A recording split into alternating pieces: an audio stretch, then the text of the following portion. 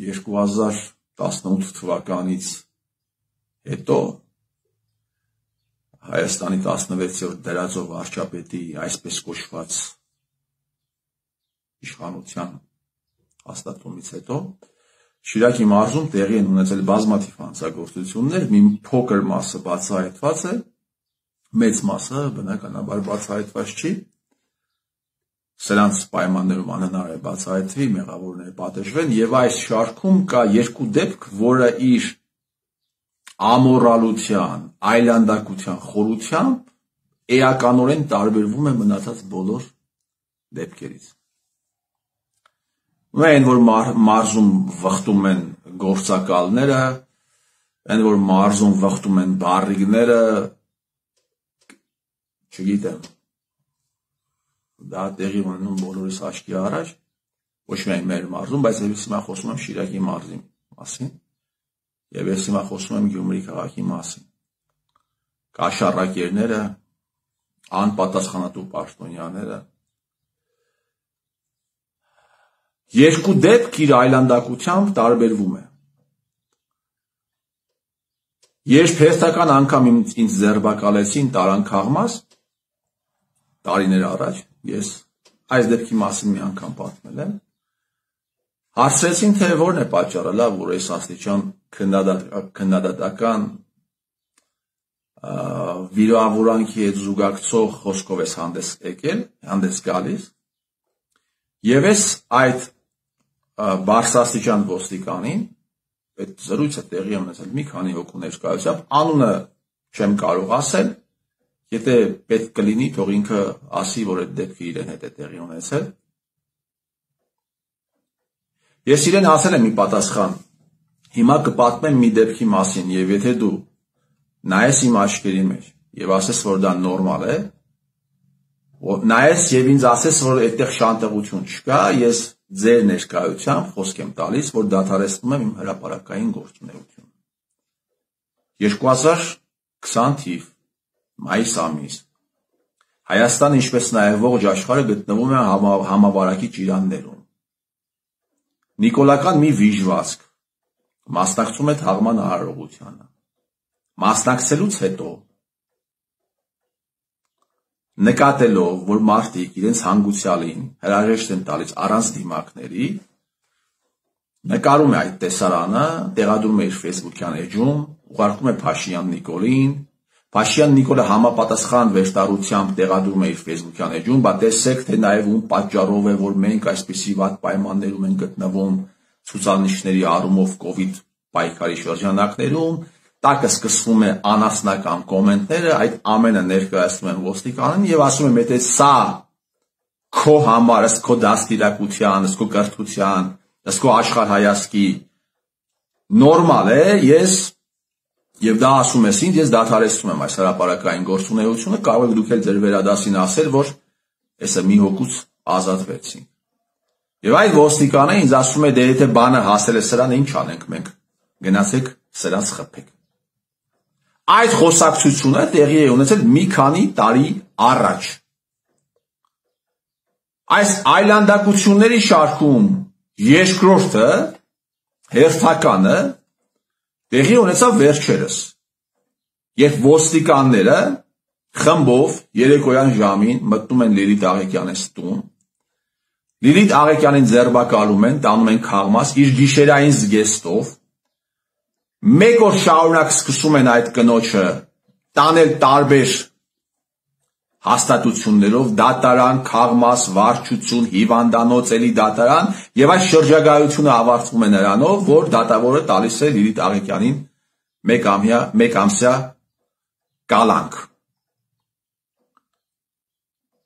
Ագնեսա Խամոյանը դեպքից հետո ելույթ է ունենում ազգային ժողովում եւ ասում է, որ ինքը այցելել է Լիլիթին Աբովյան քրեակատարողական հիմնարկում, այդ ելույթը տեղի ունեցել երեկ, եւ ասում է, որ Լիլիթը նույն շոերով էր։ Այսինքն հայ ոստիկանը, հայ տղամարդը կարող է իրեն թույլ տալ այսքան իջնել։ Հայ ոստիկանը կարող է իրեն թույլ տալ լինել այսքան մարիոնետ։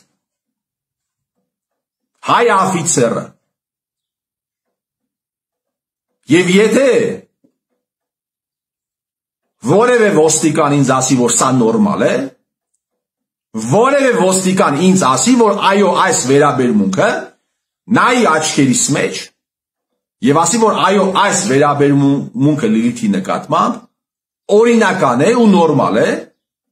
ես խոսք եմ տալիս, որ ես իմ գործունեությունը հրապարակային դադարեցնում եմ։ Իսկ իմ հրապարակային գործունեությունը Նիկոլին եւ իր տիրոջը շատ է անհանգստացնում։ Ընդհանրապես ասեմ, որ վերջին իմ գրառումը կարդացել են 125,000 մարդ։ Եթե որևէ ոստիկան ինձ ասի, որ այո, դա նորմալ է, որ մարդը հրաժարվում է փաստաբանից, իրեն ասում են, չէ, այս փաստաբանը պիտի լինի քոնը։ Ընթացակարգային բազմաթիվ խախտումներ են եղել Լիլիթի հետ, դրա մասին խոսում է Զարուհի Փոստանջյանը, դրա մասին խոսում է Լիլիթի ընթացակարգային խախտումների հետ կապված խոսում է Ռուբեն Մելիքյանը։ Եթե որևէ ոստիկան ինձ ասի, որ նորմալ է, որ զանգում են փաստաբանին, օրեր շարունակ, Կարանյան Արան օրեր շարունակ զանգում է Լիլիթի փաստաբանին, ստանալու համար կալանքի որոշումը, որպեսզի բողոքարկվի դա, եւ փաստաբանը, հանրային պաշտպանը չի պատասխանում զանգին, որևէ մեկի հետ, թե հանրային գործչի, թե փաստաբանի, իրավապաշտպանի, որևէ զանգի չի պատասխանում, եթե որևէ ոստիկան ասի, որ սա նորմալ է, ես իմ գործունեությունը կդադարեցնեմ։ Առաջին դեպքում, երբ ինչ-որ մեկը նկար էր հրապարակում Շիրակ գերեզմանոցից, այդ անձնավորությունը հետագայում սկսեց լավ հարաբերությունների մեջ գտնվել մարզի իրավապահ համակարգի աշխատողների հետ, այսպես կոչված լավ տղաների հետ, երկրորդ դեպք է իրականացնողները եւս ես վստահ եմ, որ իրենց տեղը Նիկոլի իշխանության պայմաններում կգտնեն ինչ-որ կերպ, բայց այս ամենը անպայման ավարտվելու է, հարգելի բարեկամներ։ Ամեն մարդ իր արածի համար, ամեն մարդ իր ասացի համար ուշ թե շուտ պատասխան է տալու։ Այն դատավորը, ով տվել է Լիլիթին կալանավորելու սանկցիա, ուշ թե շուտ պիտի պատասխան տա։ Այս անարդար վճռի համար ուշ թե շուտ պատասխան է տալու հանրությանը։ Ուշ թե շուտ պատասխան է տալու ժողովրդին։ Մարդկանց դատում են, որովհետև ինչ-որ մի դատավորի, ինչ-որ մի անարդար որոշման համար մեղադրել են, բայց այն անձինք, ովքեր դատավորներին ամենավերջին արտահայտություններն էին անում, այն մարդիկ, ովքեր մնացական Մարտիրոսյանի պես դատավորներին հրապարակայնորեն մենակ մեր չէին հայում, գտնվում են ազատության մեջ։ Այն մարդիկ, ովքեր դատարանների շենքերն էին շրջափակում, դատարանների աշխատողների շելիկներից բեռնում շպրտում էին, ցած գտնվում են ազատության մեջ։ Այս երկակի ստանդարտների համար իրավապահ համակարգի ներկայացուցիչներ, այս ամենի վրա աշկ փակելու համար, Եդիգայան Արամներ, Չիչոյաններ, դուք այս ամենը տեսել եք, մի դեպքում քրեական գործ եք հարուցել, մյուս դեպքում աշկ եք փակել, այս ամենի համար դուք բոլորդ պատասխան եք տալու։ Շիրակի մարզը վախտում է բարիգների ազդեցության տակ։ Այս ամենը դուք տեսնում եք եւ ձեր մատը մատին չեք խփում։ Այս ամենի համար դուք պիտի պատասխան տաք։ Սրա համար է, որ ես ասում եմ պիտի փրկել հային հայից, հարգելի բարեկամներ։ Ես կասկածում եմ, որ